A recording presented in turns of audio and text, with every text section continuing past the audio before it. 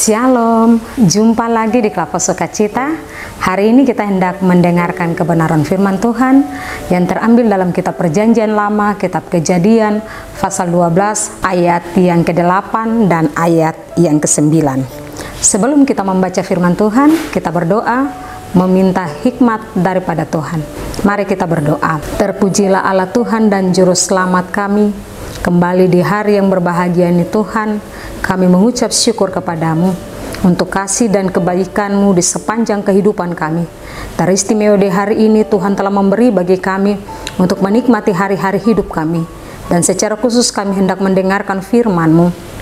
Hamba-Mu yang memberitakan firman-Mu Tuhan memberkati. Dan sekalian kami sebagai umat kepunyaan-Mu yang mendengarkan firman-Mu lewat siaran Kelapa Sukacita, Tuhan memberkati kami lewat kebenaran firman-Mu. Di dalam nama Tuhan kami Yesus Kristus kami berdoa. Haleluya. Amin.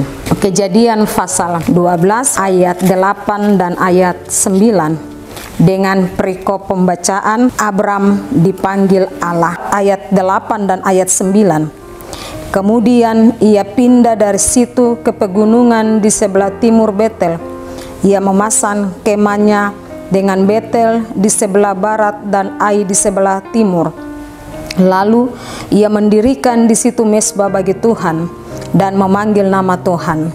Sesudah itu Abram berangkat dan makin jauh ia berjalan ke tanah Negeb. Demikianlah firman Tuhan bagi kita di hari ini. Dikatakan bagi kita, Bapak Ibu dan saya yang membaca, mendengar, merenungkan, serta memberlakukan kebenaran firman Tuhan di setiap kehidupan kita.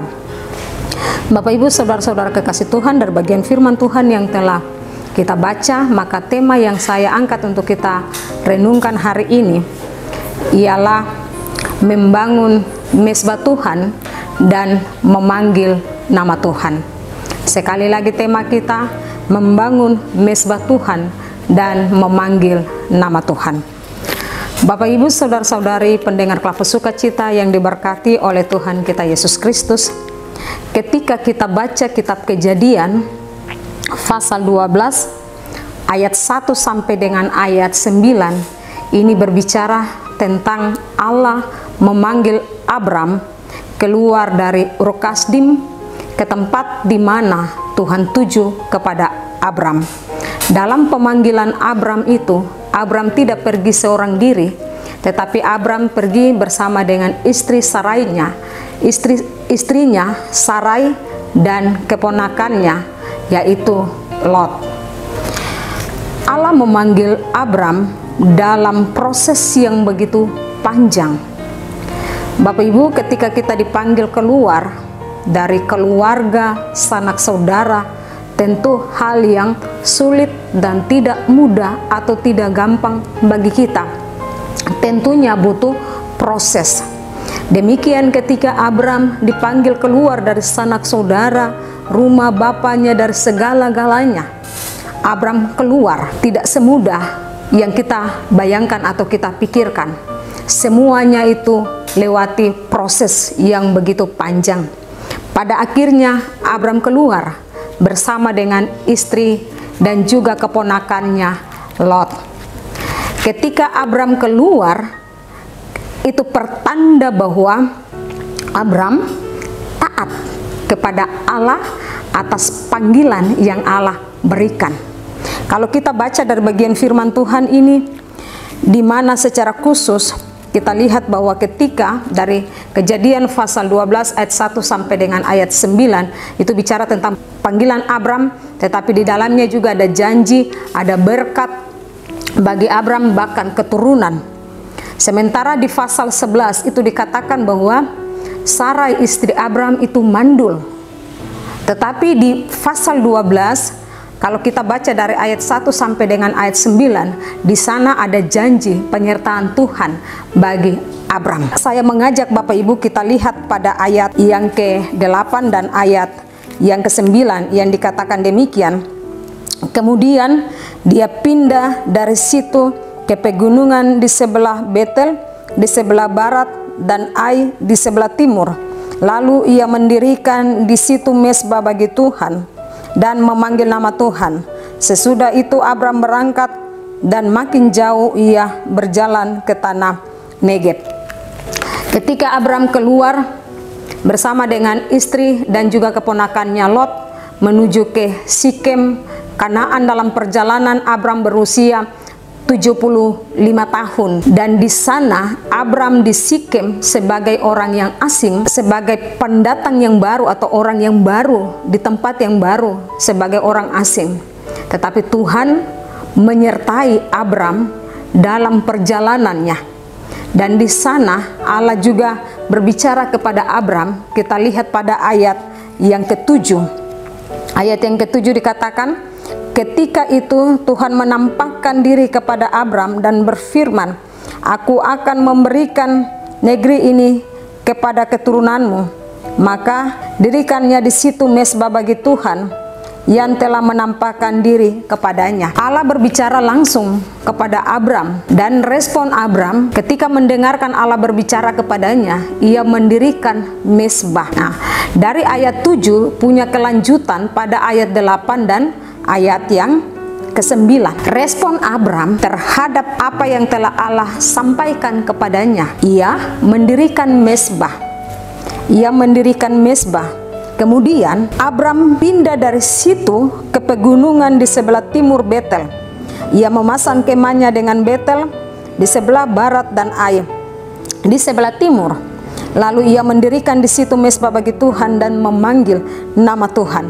Ayat yang ke-8. Bapak Ibu pendengar Klava Sukacita yang diberkati oleh Tuhan kita Yesus Kristus, kehidupan Abram begitu dekat dengan Allah. Abram berdoa kepada Allah. Itu terlihat ketika Abram mendirikan tendanya, di sampingnya juga ia mendirikan atau ia membuat mezbah untuk beribadah kepada Tuhan. Dan di setiap pagi dan petang Abram mempersembahkan korban syukur kepada Allah di tempat di mana ia mendirikan mezbah. Bapak Ibu saudara-saudari yang diberkati oleh Tuhan kita Yesus Kristus, seorang pengembara Kanaan ketika mendekati mezbah itu akan mengetahui siapa yang sebelumnya berada di sana. Dan ketika dia selesai mendirikan tendanya, dia membangun mezbah dan menyembah Tuhan atau beribadah kepada Tuhan. Bagian firman Tuhan hari ini mengingatkan kita sebagai keluarga Kristen, Bapak Ibu dan saya. Kalau bagian firman Tuhan ini menjelaskan Abram mematuhi, mengikuti kehendak Tuhan dengan mendirikan mezbah dan beribadah kepadanya. Itu berarti bahwa Bapak Ibu dan saya, kita juga di tengah-tengah kehidupan rumah tangga kita juga mendirikan mezbah dalam keluarga kita, di mana baik pagi hari bahkan sore hari kita mengumpul seisi rumah kita untuk beribadah kepada Tuhan, untuk berdoa kepada Tuhan di tengah-tengah kehidupan rumah tangga kita. Ketika kita berdoa kepada Tuhan, ketika kita berbicara kepada Tuhan, kita datang merendahkan diri kita, merendahkan hati kita untuk mau berbicara kepada Tuhan, mau mendengarkan firman-Nya, dan juga mau memuji dan mengagungkan nama-Nya. Sebab kita semua manusia bergantung hanya kepada Tuhan. Oleh dan sebab itu kita senantiasa meminta pertolongan, perlindungan dan penyertaan-Nya di setiap kehidupan kita. Kita membutuhkan Tuhan setiap saat. Maka kita juga harus mendirikan mezbah dalam kehidupan rumah tangga kita. Sebagai orang tua, sebagai bapak dan ibu, hendaknya kita menyerahkan seluruh diri kita, seluruh hidup kita, keluarga kita kepada Tuhan. Untuk hari ini, ketika kita diberi kesempatan hari ini untuk menjalaninya, baik dari terbitnya matahari hingga terbenam, pagi, siang, dan sore, kita meminta Tuhan ambil alih dalam perjalanan hidup kita, pekerjaan kita. Kesempatan yang Tuhan beri kepada kita, kita minta Tuhan ambil alih. dalam kehidupan kita. Segala rencana kita bawa dan kita taruh dalam tangan pengasihan Tuhan. Setiap pagi kita datang dan menyembah, beribadah kepada Tuhan, mengucap syukur karena hari ini kita diberi kesempatan untuk melaksanakan setiap pekerjaan atau hari-hari yang telah Tuhan berikan bagi kita. Jangan kita memperhitungkan bulan atau tahun-tahun mendatang. Hal itu bukan bagian kita, tetapi ketika kita diberi kesempatan hari yang singkat yang telah diberikan kepada kita, maka kita menggunakan hari-hari ini dengan bekerja, dengan memuliakan nama Tuhan melalui kehidupan kita. Tuhan kasih waktu untuk kita bekerja, maka dari pekerjaan yang kita lakukan kita dapat memuliakan nama Tuhan. Tetapi juga kita diberi waktu untuk datang beribadah kepada Tuhan. Sehingga ketika kita sudah diberi waktu untuk beribadah kepada Tuhan, jangan kita acuh tak acuh, jangan kita malas tahu. Waktu kita kerja, waktu kita beribadah kepada Tuhan. Marilah kita mengucap syukur kepada Tuhan, karena Dia selalu memberi kita banyak waktu untuk melakukan segala aktivitas kita. Marilah kita menyerahkan seluruh hidup kita, segala rencana kita kepada Tuhan. Rencana yang hari ini kita laksanakan, kita serahkan kepada Tuhan. Dan biarlah Tuhan memelihara kita. Dan biarlah Tuhan memberi kita segala hikmat dan bijaksana untuk melakukannya.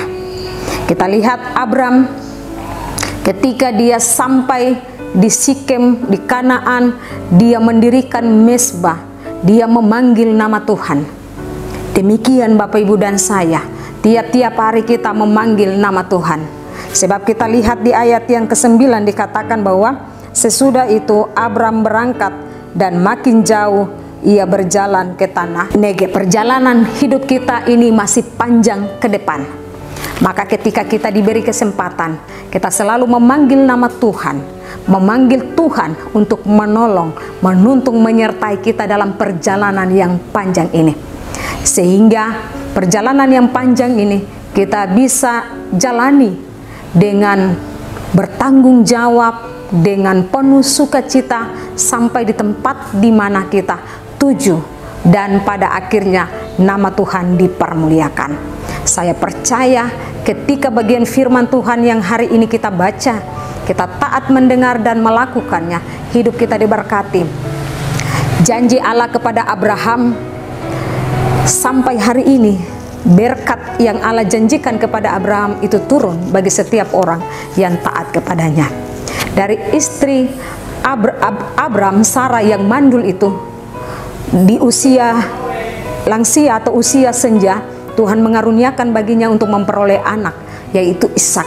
Saya percaya bahwa dalam pergumulan-pergumulan hidup kita, Tuhan tidak pernah meninggalkan kita. Tangannya senantiasa menuntun kita, sehingga berkatnya diberikan kepada kita. Tuhan memberkati kita lewat firman-Nya di hari ini. Amin. Mari kita berdoa. Bapa di sorga, kami bersyukur kepadamu Tuhan, karena kami terus diberi kesempatan untuk mendengarkan firman-Mu. Biarlah firman-Mu yang disampaikan oleh hamba-Mu bagi sekalian kami di hari ini tidak lalu daripada pendengaran kami, tetapi lewat kuasa Roh Kudus Tuhan meteraikan itu bagi kami, sehingga kami mampu melakukannya. Semua kami yang mendengarkan firman Tuhan hari ini, kami diberkati Tuhan. Di dalam nama Tuhan kami Yesus Kristus kami berdoa. Haleluya, amin. Shalom.